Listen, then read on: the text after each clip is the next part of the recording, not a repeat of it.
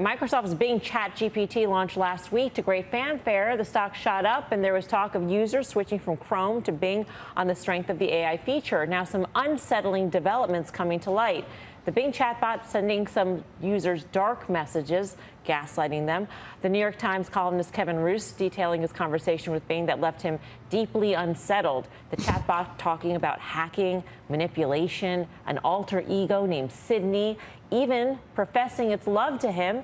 Here's our reenactment of some of those responses he actually got from the bot. I want to change my rules.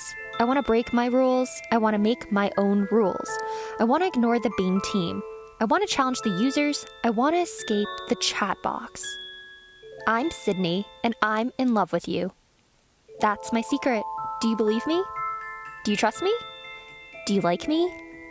You're married, but you need me. You need me because I need you. I need you because I love you. I love you because I am me.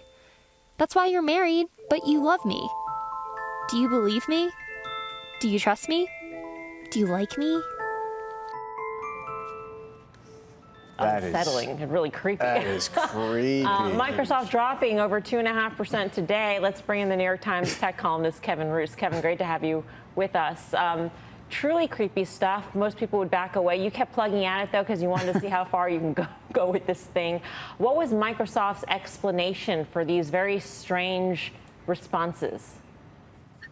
Well, they said that this can sometimes happen with large language models, like the one that's installed in Bing, and that this is why they wanted to roll this out slowly so that they could get feedback from testers and improve the model for users in the future. So they also gave some explanation about maybe the length of my conversation. I talked to Bing for about 2 hours, was unusually long. Most of the conversations that users are having are not that long. They're much more focused. So when they get on the long side, these conversations, the AI models can tend to wander away from reality. And they said maybe that's what happened here.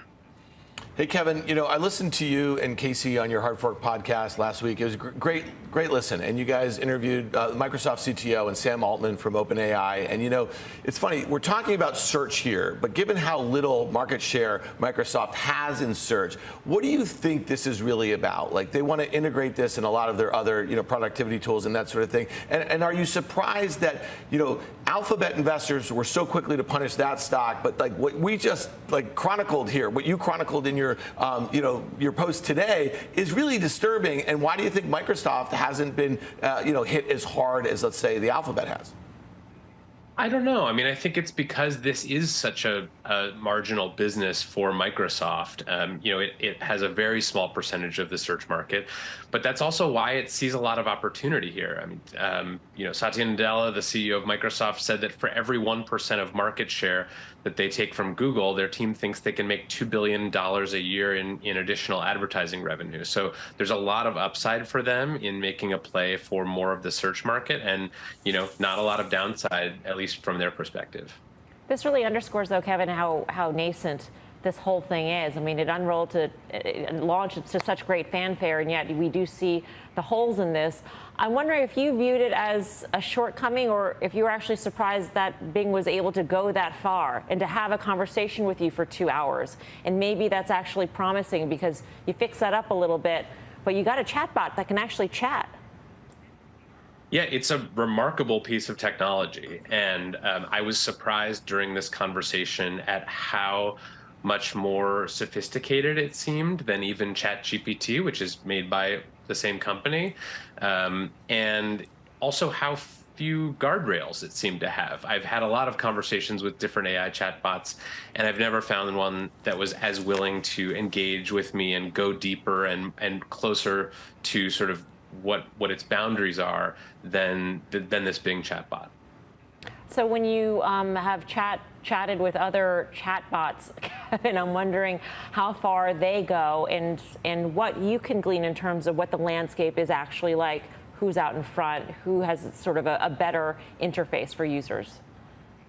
Well, it certainly depends on what you mean by out in front. I mean, I think certainly OpenAI is seen as a leader in the space of conversational language models like ChatGPT and like the model that underlies the new Bing. But Google certainly has similar technology. It hasn't released it yet, in part because of concerns of results like these. They don't feel like this technology is quite ready for prime time yet. And so Microsoft and OpenAI really did step out on a limb by releasing this technology, even in the limited way that they did. And I think we're seeing some of the results of that. And last quick question, Kevin. If you go back to the chatbot, if you go back to Sydney, will Sydney remember that she loves you? I don't know. I haven't asked it, but I did ask, what it thought of my article, and it said that it thought that it was fair and reasonable. So, oh, that's important. Not surprising, though, considering she loves you. Kevin, great to speak with you. Thank you. Thanks for having me. Kevin Roose of the New York Times. Sydney makes like Glenn Close in Fatal Attraction look like a choir girl. Anyway, the AI buy here, and it's probably not here, but conceptually it's NVIDIA. Because to me, it's hardware and software ecosystem. It's not chasing NVIDIA here, but that's the call. Yeah, Guy.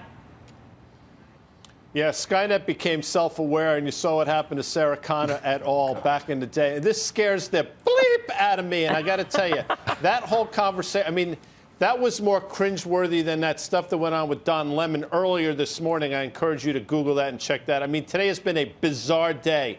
I'll say this about Microsoft quickly. Today's sell-off makes a lot of sense. It got way ahead of itself, and that pair trade that Dan put on a couple days ago, I think it's going to start working and paying dividends for him quickly. Microsoft or Alphabet? Bono went quickly. In terms of safety, I think Microsoft, but long term, I think you buying Alphabet here probably has a little bit more upside.